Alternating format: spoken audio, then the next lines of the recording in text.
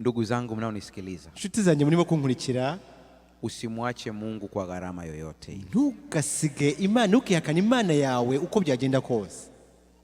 Kama ni kwenye shida, mshikilie. Haba mu bibazo, komeza ufate Yesu. Kama ni kwenye kifo, mshikilie. Niba ari urupfu, komeza ushikame muri Yesu. Kama uchumi umekataa, mshikilie Mungu. Nimba ibintu byose byanze, ubuzima bwahagaze byanze, komeza ukurikirane Yesu. Kama ndoa imekuwa ngumu, mshikilie Mungu. Niba urushako rwanze, komeza ukurikire Imana. Usiende sehemu nyingine yoyote, mshikilie. Nukaje ahandi ahariho hose. Shetani anaweza kuahidi mazuri. Satani arashaka kugira ngo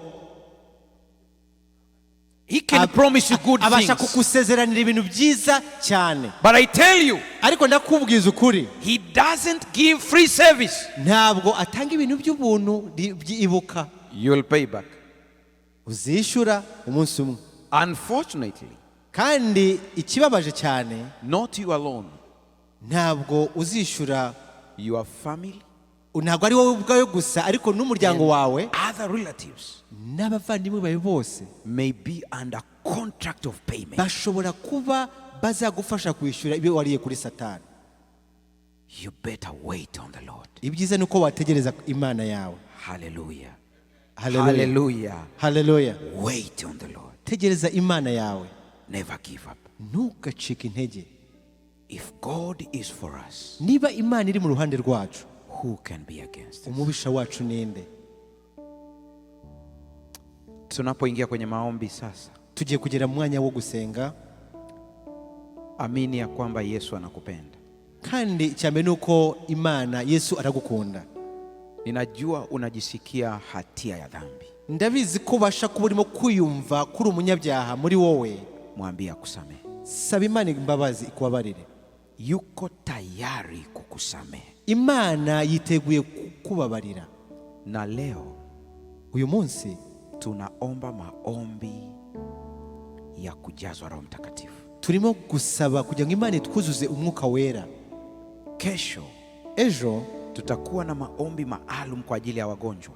Tuzasenyera abarwayi baada ya ujazo wa Roho Mtakatifu. Kugira ngo uyu munsi bwo no gusenga kugira ngo Imana itwuzuze umwuka wera. Miujiza mikubwa inatendeka. Ibitangaza byinshi bizakorwa bikomeye. Thank you.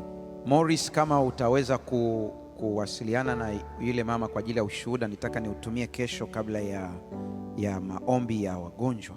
Morris, niba ubasha kunyumva, ndashaka kugira ngo utume kuri abantu sijui kama ameruhusiwa kuja, hiyo sijajua. Y'uburwayi bado hajaruhusiwa. Okay. Kuna mama mmoja ilikuwa aje hapa kutoa ushuhuda wake hapa. Hari umubyeyi umwe kutoka state gani sijui kule. Sinibuka state aturukamo, Nevada. Yule mama alikuwa na imani sijawahi kuona. Uriya mubyeyi sinzi aho yakuye kwizera. Nukwizera imani? Yes. Amekuwa mgonjwa kwa miaka Morris nikumbuke. Yarwaye imyaka ingahe Morris? Miaka 2. Yarwaye imyaka 2. Yule mama imani yake ni kubwa. Uriya mubyeyi afite kwizera gutangaje. Akasema, yaravuze ati, najua hatuwezi kuonana, ndabizi ko tutazongera kubonana, lakini nitumie ombi kwa audio ya WhatsApp. Ariko msengera gusa unyohereze audio kuri WhatsApp, nitapona. Ndakira. Hiyo imani sio ndogo. Uko kwizera ntabwo ari kwizera ko guciriritse. Niko busy, unaweza ukanilaumu saa nyingine siwezi kujibu message kwa wakati, maana ni maelfu ya message. Ndabizi ko ngira akazi kenshi ku buryo rimwe na rimwe message zimwe simbasha kuzibona. Nikasema nitatuma lile ombi nikasahau. Ndavuga nindaza gusenga iri sengesho ariko nkibagirwa. Siku moja Morris akanikumbusha, sema tuma lile ombi la yule mama. Umunsi umwe Morris aramamagara anyibutsa ati senga usengera uriya mubyeyi. Nikarekodi ombi. Narasenze nkora record ya audio. I think less than 2 minutes. Byari nk'isengesho ry'iminota iri munsi y'ibiri. You know, when she heard that prayer, ubwo yumvaga iryo jwi muri iyo sengesho namusengeye, miracle took place right away. Igitangaza cyahise gikorwa muri uwo mwanya. mu buzima bwe. Now she's healed completely. Ubu ngubu yarakize burundu. Hivi tunavyoongea Iwe twavuganaga anabishana na daktari wake kule. Arabizi kandi bavuganye n'umuganga we wo muri Hiyo state wanaisahau jina. Nevada. California. Wanabishana. Dokta anamwambia hujapona. Daktari anamwambia ati wowe reka da ntabwo uzakira. Yeye alikuwa hawezi kutembea, sasa anatembea. Amwe ngo ntuzabasha kugenda rwose narimwe ariko ubu ngubu abasha kugenda. Dokta anamwambia huwezi kupanda ndege. Aramwambia ati wowe ntuzabasha gufata indege, right? Yeye anamwambia mbona dawa zako zilishindwa lakini sasa hivi natembea. Ati umukecuru akamwira ati ko muri imiti yawe rwose nta kamaro ingiriye ariko nkaba ndiho ndimo kugenda. Nataka nikwambie, ndashaka kubwira uyu munsi kuna watu mmekuja hapa, hari abantu baje ahangaha mtarudi mkiwa mmepona, muzataha mwakijijwe izo ndwara. Mungu anafanya haya, Imana irakora umurimo kwa utukufu wake, kubw'izina rye, kubicyubahiro cye. Leo tunaomba ujazo. Uyu munsi turasaba kugira ngo Imana itwuzuze umwuka wera. Naomba tusimame. Ndashaka kugira ngo duhaguruke twese.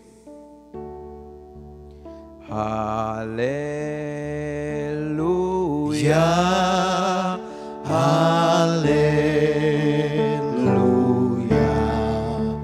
hallelujah, amen, hallelujah, hallelujah,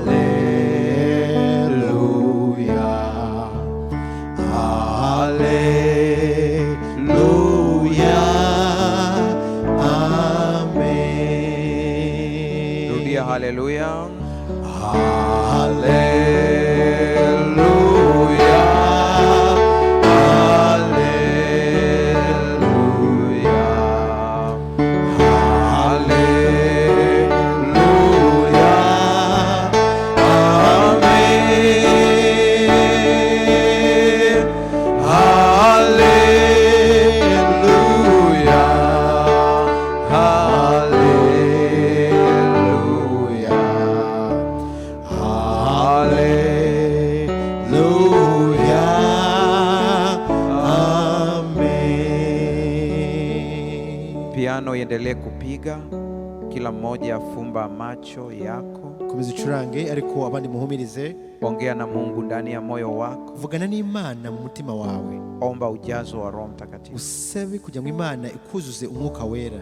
Alafu baada ya maombi ya ndani ya moyo, nyuma y'ayo masengesho yo mu mutima, nitamalizia kwa maombi. Ndaza gusenga isengesho ryanyu gisoza. Anza kuomba ndani ya moyo wako. Banza usenge usaba Imana ikuzuze umwuka wera.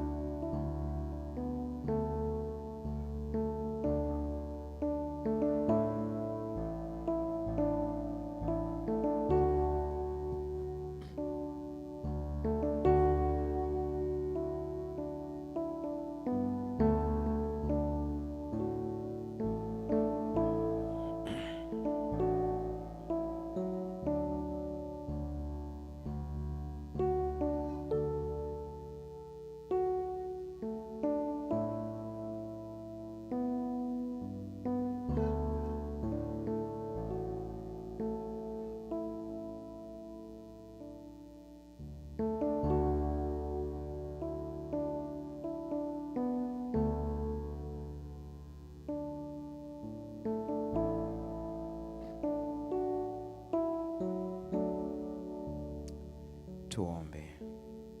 Kadusenge. Baba yetu na Mungu mtakatifu, Mana yacu mwuka wera, asante kwa neema yako. Turagushimiye cyane kubw'imbabazi zawe.